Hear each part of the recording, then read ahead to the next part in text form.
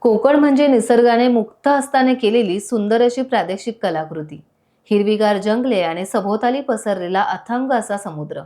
कोकणासह महाराष्ट्रात सध्या थंडीचा जोर चांगलाच वाढलाय. कोकणातील थंडी म्हणजे दाट धुके आणि हुडहुडी भरायला लावणारा गारठा. सायंकाळी 6 वाजल्यापासून थंडीचा जोर वाढतच जातो. रात्री जेवण आटोपल्यानंतर गावातील तरुण मंडळी आणि ज्येष्ठांच्या गप्पांना शेकोटी भोवती रंग चढतो. सकाळी पडलेले दाट धुके आणि हळुवारपणे पडणारे दव मनाला आनंद देतात. सकाळी या थंडीत मॉर्निंग वॉक करणारी मंडळी, त्याचबरोबर शाळेत जाणारी मुलं सुद्धा या थंडीचा आनंद घेताना पाहायला मिळतात. काही वेळा डोंगर रांगात धुके इतके दाट असतात की जणू काही ढग खाली उतरल्याचा भास होतो.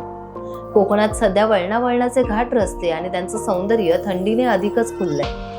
घाट माथ्यावरच्या डोंगरांवरून धुक्यातून अंधुक दिसणारे डोंगर आणि या डोंगराआड लपंडाव खेळणारी हिरवाई आणि दाट धुक्यात सुद्धा वळणावळणात हरवलेला रस्ता, हे सौंदर्य इथे येऊन प्रत्येकाने पाहण्याचा आनंद हा घ्यायलाच हवा. टाइम्स डिजिटलला लाईक करा, सबस्क्राईब करा, शेअर करा आणि बेल आयकॉन दाबायला विसरू नका.